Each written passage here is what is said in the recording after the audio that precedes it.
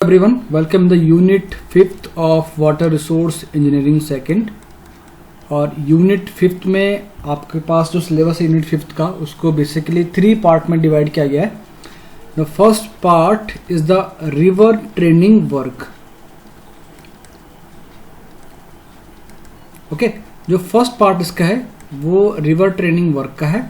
इसमें हम रिवर को ट्रेन करना पड़ेंगे कि रिवर का जो फ्लो है उसको आप कैसे ट्रेन करते हो। ट्रेन यानी कि उसको मेंटेन करना, उसके जो पाथ है उसका, उस पाथ को मेंटेन करना।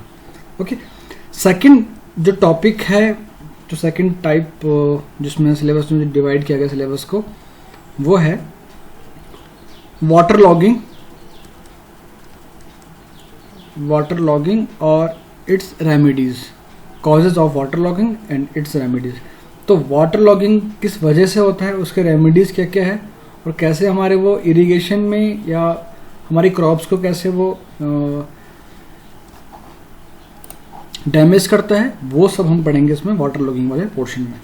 ओके, थर्ड पार्ट है hydro power element. Okay, hydro power elements के बारे में हम पढ़ेंगे थर्ड वाले पार्ट में। तो ये 3 पार्ट हैं। फर्स्ट पार्ट जो है रिवर ट्रेनिंग वर्क को, उसको हम स्टार्ट करते हैं। तो इस वाले पार्ट में जो फर्स्ट पार्ट है इसका, उसमें ये होता है, देखो जब भी कोई रिवर हिल एरिया से प्लेन एरिया में आती है तो वहां पे प्लेन में उसका जो पाथ होता है फ्लो करने का, वो कुछ इस तरह से होता है। ओके, प्लेन एरिया में ऐसा कुछ उसका पाथ होता है। अब टाइम टू टाइम क्या होता है कि जब भी ये वाटर फ्लो कर रहा है इस डायरेक्शन में, तो इसमें क्या होगा कि वाटर जब यहाँ पे इस बैंड पे आएगा और इस बैंड पे आएगा, जब वाटर इस बैंड पे आएगा तो वो इस वाले बैंक को, रिवर बैंक को इरोड करेगा, इसका वो इरोजन करेगा। और इस वाले पोर्शन पे, इनर वाले पोर्शन में क्या होगा, डिपोजिशन होगा सैंड का।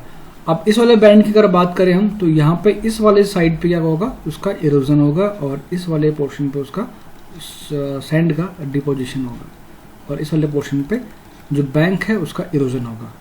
सेम यहाँ पे भी होगा, यहाँ पे इरोजन होगा, यहाँ पे डिपोजिशन होगा, अगेन यहाँ पे होगा इरोजन और यहाँ पे होगा डिपोजिशन।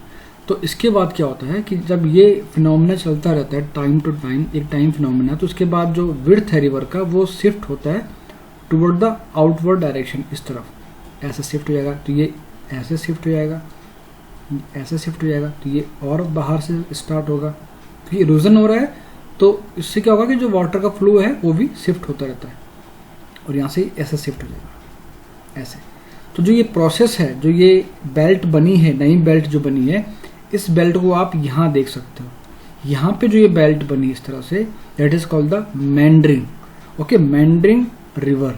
तो ये मेंडरिंग, ये कॉजेज है जो मेंडरिंग, इसका रीजन यही है कि जब यहाँ पे देखो, formation of successive bands of reverse order may lead to the formation of a complete S curve called Mendel's। Okay,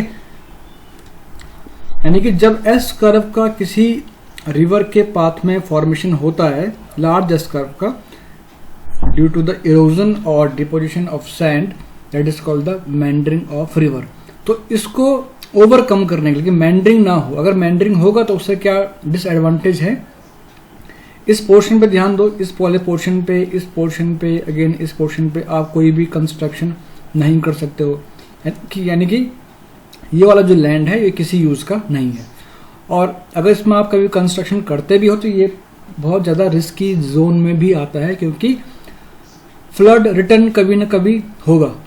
आपने लास्ट सेमेस्टर में पढ़ा होगा इरिगेशन फर्स्ट में कि फ्लड रिटर्न आता है, क्या चाहे हो 100 साल में आए या 150 साल में आए या 50 साल में आए, तो वो खुद को रिपीट करता है पाथ, अपने प्रीवियस वाले पाथ को।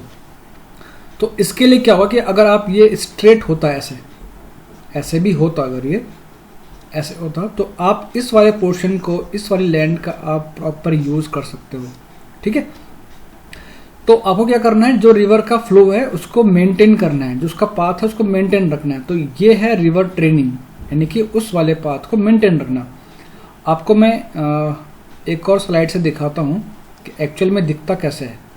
ये देखिए यहाँ पे ये है मेंडर्ड रिवर, यानी कि ये मेंडरिंग रिवर है। ओके, इसका पाथ कभी पास्ट में ऐसा रहा होगा, ऐसा स्ट्रेट, या कभी ऐसा रहा होगा। तो इसमें क्या हो रखा है, इसका इरोजन होते होते धीरे धीरे इस तरह से इसने पाथ अपना बना लिया। अभी ये इसका इरोजन अभी और होगा, इस वाले बैंड पे ये और इधर मूव करेगा, इस बैंड पे और इधर मूव करेगा, ये वाले बैंड पे ये और इधर मूव करेगा। यानी कि width of meandering, that is called the width of meandering, increase करेगा। विड्थ ऑफ मेंडरिंग जितना इंक्रीज होगा तो नियर बाय लैंड जो भी हैं उनका उतना ही यूज आप नहीं कर पाओगे प्रॉपर। ओके,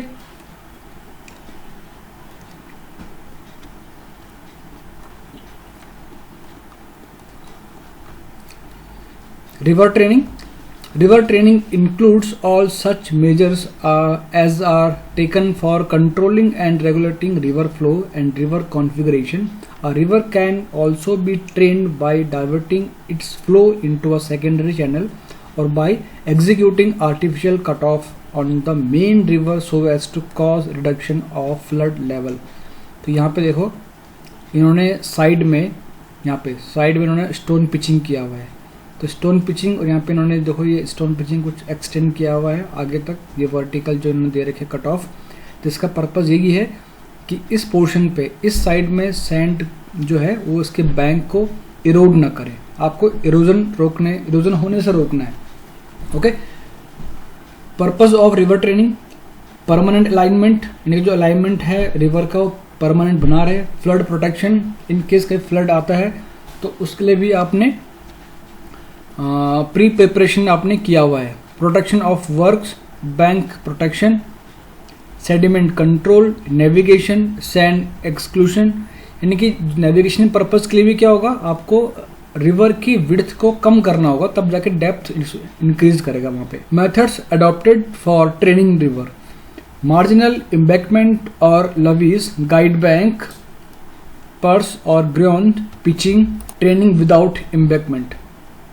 लवीज में क्या होगा कि आपको रिवर के बैंक में इस तरह से स्लोप टाइप का आपको प्रोटेक्शन वर्क लगाने हैं। स्टोन पिचिंग टाइप का इसको बोल सकते हो आप, स्टोन पिचिंग करोगे। ये तो कोई डायग्राम में आप इजीली देख सकते हैं वहाँ पे।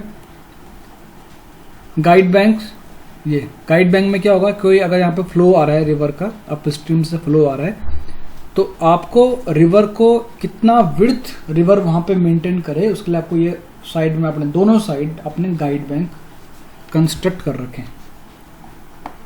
यहाँ पे देखिए, ये ऊपर से ब्रिज है, ये इसके पायर हैं, यहाँ पे भी, मिड पे भी, एंड पे भी है। तो इसका जो एम्बैंकमेंट है उसको प्रोटेक्ट करने के लिए आपने स्टार्टिंग से यहाँ पे गाइड किया हुआ है उस फ्लो को। जो फ्लड यहाँ से आएगा तो यहाँ से वो प्रोटेक्ट होके मूव करेगा आगे। पर्स, इसमें क्या होता है कि आपको कर्व पे ये वर्टिकली आपको कंस्ट्रक्ट करना पड़ता है स्टोन पिचिंग टाइप की, जो कि वाटर की या फ्लड की इंटेंसिटी को कम करता है। उसका इंटेंसिटी को कम करेगा तो यानी कि उसके वो जो स्पीड है फ्लो की उसको कम करेगा। तो जो इरोजन होगा बैंक पे साइड पे वो इरोजन नहीं होगा। देखो इस तरह से बनाते हैं, इसको एक्सटेंड करेंगे आगे तक, तो जो भी फ्लड आएगा, जो भी रिवर की इंटेंसिटी है उस कॉर्नर पे, उस कर्व पे वो कम रहेगी। Okay, special type of purse, T purse और हॉकी पर्स, इसको हम आगे डिस्कस करेंगे किस किस टाइप की ये होते हैं। बात करेंगे ऑब्जेक्टिव ऑफ रिवर ट्रेनिंग। तो फर्स्ट जो ऑब्जेक्टिव है रिवर ट्रेनिंग का, to prevent the river from changing its course and to avoid of taking of structure like bridge, weir, aqueduct etcetera. Next है to prevent flooding of the surrounding country by providing a safe passage for the flood water without overtopping the bank. To protect the river bank by deflecting the river away from the attacked bank. Okay. The next one is that to ensure effective disposal of sediment load, and last one is that to provide minimum water depth required for navigation. तो navigation के लिए अगर आप width का river का width ज़्यादा होगा तो इसमें क्या होगा, डेप्थ रिवर का कम रहेगा। अगर आपको यहाँ पर नेविगेशन पर्पस के लिए इस रिवर का यूज़ करना है तो आपको इसका जो विड्थ है वो कम करोगे। विड्थ कम करने से क्या होगा, जो उसका डेप्थ ऑफ वाटर है वो इंक्रीज करेगा। Okay, the classification of river training, the first one is the high water training और training for discharge, second one is the low water training और training for depth, third one is the mean water training और training for sediment. तो purpose of river training भी depend करता है कि आप किस पर्पस के लिए यहाँ पर रिवर ट्रेनिंग कर रहे हो। डिस्चार्ज को आपको रिड्यूस करना है, या डिस्चार्ज को आपको कंट्रोल करना है, या डेप्थ को कंट्रोल करना है, या सेडिमेंट को कंट्रोल करना है, या सेडिमेंटेशन वहाँ पे ना हो। तो ये भी क्लासिफिकेशन है रिवर ट्रेनिंग के। जो मेथड्स हैं वो हमने अभी डिस्कस किए थे, तो मेथड्स एक बार दोबारा देख लेते हैं। मार्जिनल एम्बैंकमेंट और levees, guide bank, groynes, spurs, artificial cutoff, pitching or bank, and provision of launching apron, pitched island as miscellaneous method। Okay, तो इसको एक एक करके हम डिस्कस कर लेते हैं। ये है जो साइड में एम्बैंकमेंट यूज़ करते हो आप स्टोन पिचिंग की तरह, जो हमने फर्स्ट वीडियो देखी थी।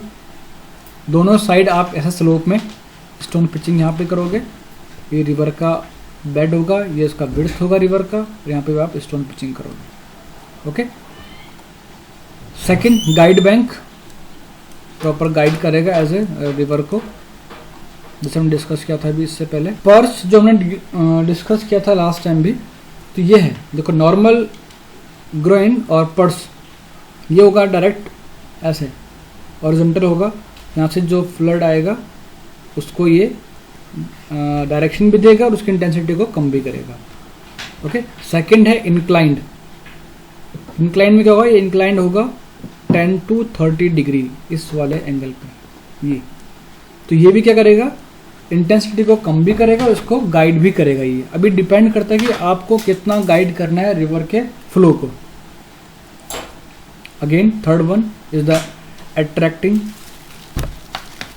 इस तरह से यहाँ पे लेके आएगा, तो इस वाले पोर्शन को अगर बचाना है तो ये इस तरह से यहाँ पे ऐसे लेके आएगा। ओके, ये डाउन स्ट्रीम में जा रहा है या अप स्ट्रीम से वाटर का फ्लो आ रहा है, ये इंटेंसिटी को भी कम करता है, और ये जो यहाँ पे बनता है इसका और होल, तो ये क्या करता है, इस जो फ्लो है, जो उसका फ्लो की इंटेंसिटी है उसको यहाँ पे कम करता है, यानी कि उसकी जो एनर्जी है उसको यहाँ पे वो रजिस्ट करता है। तो ये है आपका यूनिट 5 का फर्स्ट पार्ट रिवर ट्रेनिंग वाला।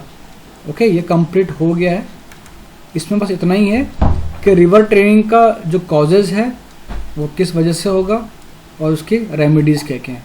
ओके, एक बार हम मेंडरिंग के जो एलिमेंट्स हैं उसको डिस्कस कर लेते हैं। देखो, ये है मेंडर पैरामीटर।